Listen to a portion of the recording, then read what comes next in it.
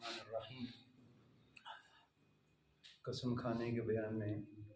ایک بات یہ بھی ہے کہ اکثر لوگ آپ دیکھتے ہیں کہ بات بات پہ قسم کھا لیتے ہیں، خاص کر کاروباری حضرات سودے کو بیچنے کے لیے، تعریفیں کرنے کے لیے کہ قسم خدا کی یہ چیز بڑی اچھی ہے، اپنا نقصان کر کے میں یہ بیچ رہا ہوں۔ تو نبی علیہ السلام نے فرمایا کہ قسم کھانے سے مال تو بک جائے گا لیکن برکات سے معروم رہ جائے گا۔ تو بعض حضرات کا تکیہ کلام یہ ہوتا ہے کہ بات بات پہ قسم کھا لیتا ہے، تو فقہا فرماتے ہیں کہ یہ گناہ عظیم ہے، اس سے انسان باز آ جائے۔ کفارہ اس کا یہی ہے کہ ہر وقت انسان استغفار کرتا رہے۔ اور دوسری بات یہ ہے کہ قرآن مجید پہ ہاتھ رکھ کے قسم کھانا کیسے ہے، یا بعض اوقات نزاع کا معاملہ بن جاتا ہے، جھگڑا ہوتا ہے، یا کسی کے پیسے دینے ہوتے ہیں، وہ کہتا ہے کہ میں نے اس سے پیسے لیے ہی نہیں ہیں، لیکن ایسی اختلافی صورت بن جاتی ہے، پھر آپس میں معاملات اختلاف کی نوبت آ جاتی ہے، پھر جرگے کی نوبت آتی ہے۔ تو جرگے میں یہی فیصلہ ہوتا ہے کہ میں قرآن پہ فیصلہ کرنا چاہتا ہوں، میں اپنا مال قرآن پہ رکھوں گا، پیسے رکھوں گا، اگر یہ سچا ہے تو یہ قرآن سے پیسے اٹھا لے۔ تو فقہا فرماتے ہیں کہ پہلے تو یہ ہے کہ یہ قرآن کی بے ادبی ہے، لیکن اگر ایسی نزاع کی صورتحال ہے جس سے کوئی مسئلہ بگڑتا ہے، انتشار کا خطرہ ہے، اب اس کو سلجھانے کی صورتحال اگر قرآن کے اوپر آپ نے فیصلہ ہی کرنا ہے، تو جو قرآن رکھ رہا ہے وہ گناہ گار نہیں ہوگا، لیکن جو قرآن سے پیسے اٹھا رہا ہے، اب اس کو معلوم ہے کہ میں نے پیسے اس سے لینے نہیں ہیں، لیکن میں زبردستی لے رہا ہوں اور وہ دینے پہ قاصر نہیں ہے۔ تو فقہا فرماتے ہیں کہ اب وہ فیصلہ قرآن پہ آ چکا ہے، اب قرآن سامنے رکھا ہے، اس کے اوپر پیسے ہیں، تو وہ بندہ فریقین پہلا والا فریق کہتا ہے کہ اگر تو سچا ہے تو میں قرآن پہ پیسے رکھ لیتا ہوں، تو لے لے۔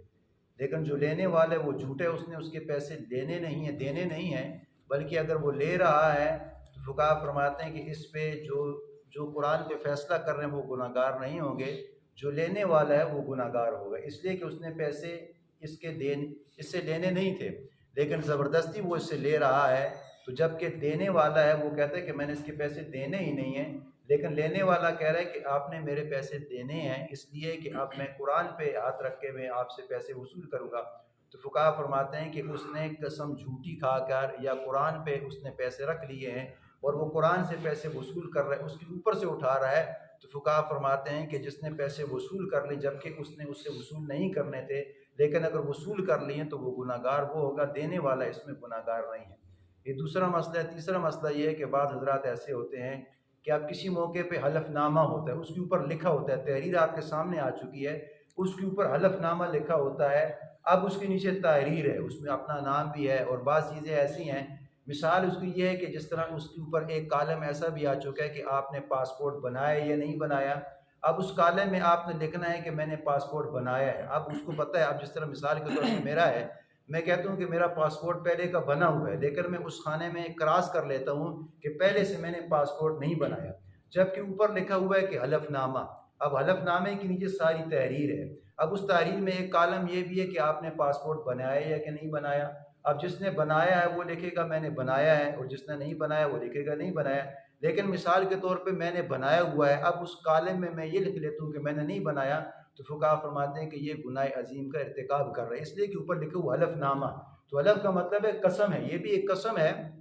تو یہ اس قسم میں آ جائے گی جس طرح کل آپ نے تعریف سماعت فرمائی تھی کہ یمین غموس آ جائے گی۔ تو کفارہ اس کا یہ ہے کہ انسان توبہ استغفار کر لے، اس لیے کہ جو حلف نامہ ہے یہ بھی ایک تحریر ہے، اور آپ حلف لے رہے ہیں، حلف پڑھ رہے ہیں، اور حلف کے نیچے جو آپ تحریر کر رہے ہیں، یہ تحریر آپ کی بالکل منوعاً بالکل کریکٹ ہونی چاہیے، صحیح ہونی چاہیے۔ اگر اس کے اندر ذرا برابر بھی فرق ہو جائے گا تو فقہا فرماتے ہیں کہ یہ گناہ عظیم کا ارتکاب کر رہا ہے، تو اس کا ارتکاب یہی ہے کہ انسان توبہ استغفار کرے، کفارہ اس کا نہیں آئے گا۔ اللہ سے دعا ہے کہ اللہ تعالیٰ ہمیں نبی علیہ الصلوۃ والسلام